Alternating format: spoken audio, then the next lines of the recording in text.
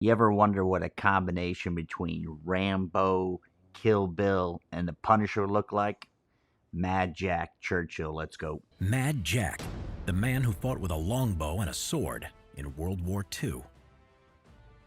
John Malcolm Thorpe Fleming Churchill was born in Hong Kong and graduated from the Royal Military Academy at Sandhurst in 1926. Now, for those of you youngsters in the audience, they weren't fighting with bows and arrows and spears during World War II, so fighting with a long bow or a sword would be a definite novelty.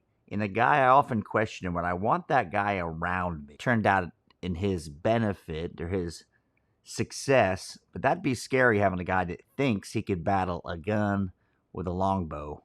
He would later earn the nickname Mad Jack or Fighting Jack for fighting with a longbow, bagpipes, and a sword in World War II.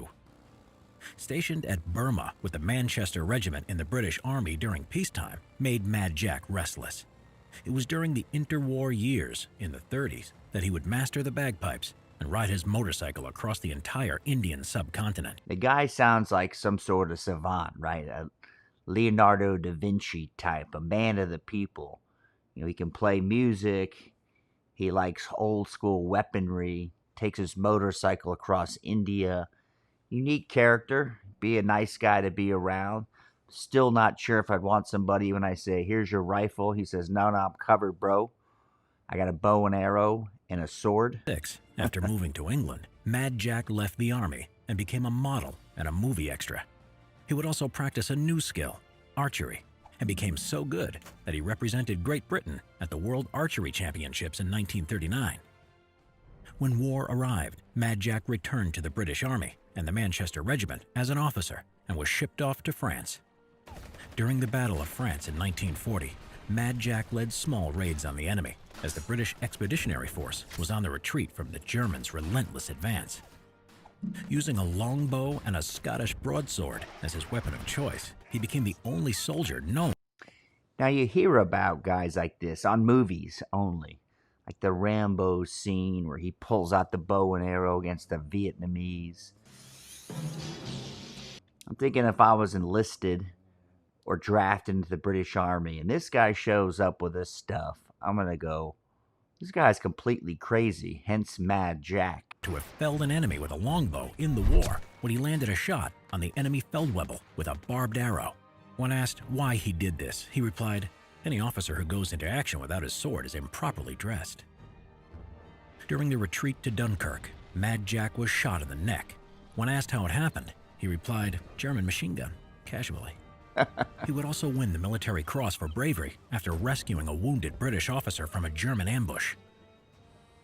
After Dunkirk, you got to figure these type of actions weren't as well documented. Didn't have film crews, had to be written down, transferred over. Maybe everybody you were with was dead.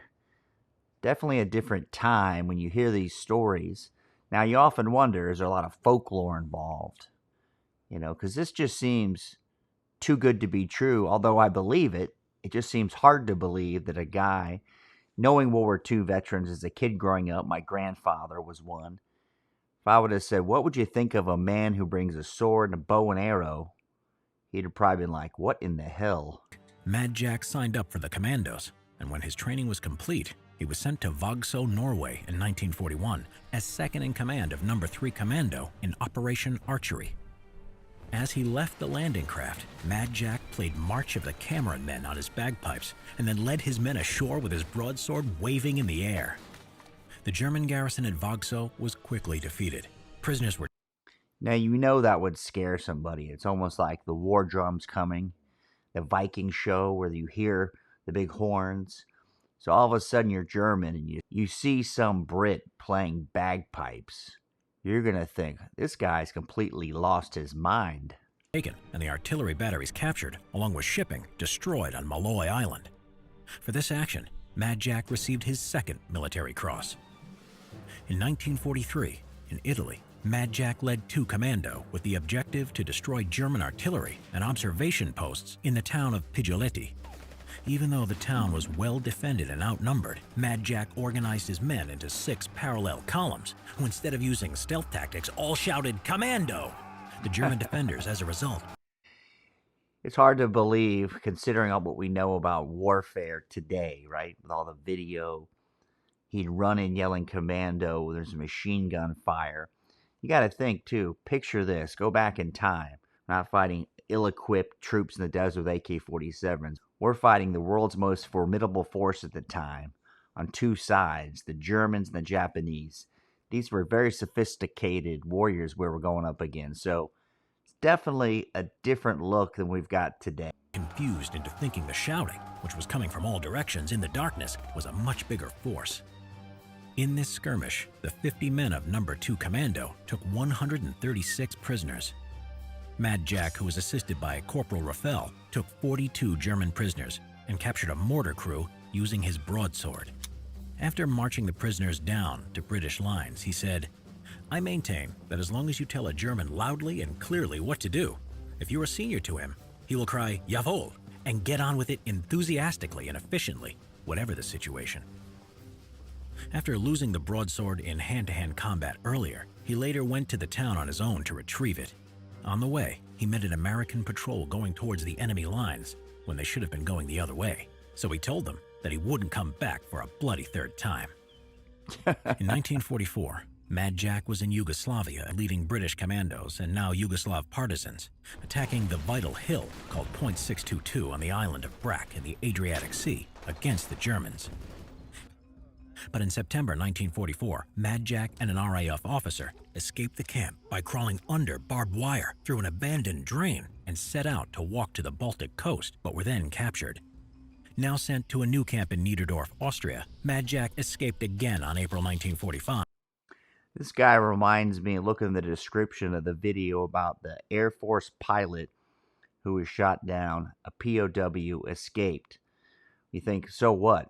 Well, his dad had also escaped a Nazi concentration camp during World War II. Just one of those survivors, is my point. So Mad Jack being just a guy that was going to make it. You know, you hear about these typically in movies, or you see Medal of Honor recipients that they just make it. They don't know how, they just do. Taking the opportunity to get away when the lighting system failed in the darkness of night. He walked 150 miles through the treacherous terrain of the Alps, surviving on vegetables that he had liberated from gardens. 8 days later, and with a sprained ankle, he found a U.S. armored column and was sent back to England. Jack was frustrated that the war in Europe was all but over, so made his way to the Pacific Campaign to join the battle against the Japanese in Burma. But by the time he arrived... Now, you don't see that too often. You hear about it on podcasts where a guy says, "I wanted to go back for more." This guy said, "All right, it's done in Europe. I want to go to the Pacific now." And they're like, "All right, mate, let's do it." The atomic bombs had been dropped on Hiroshima and Nagasaki.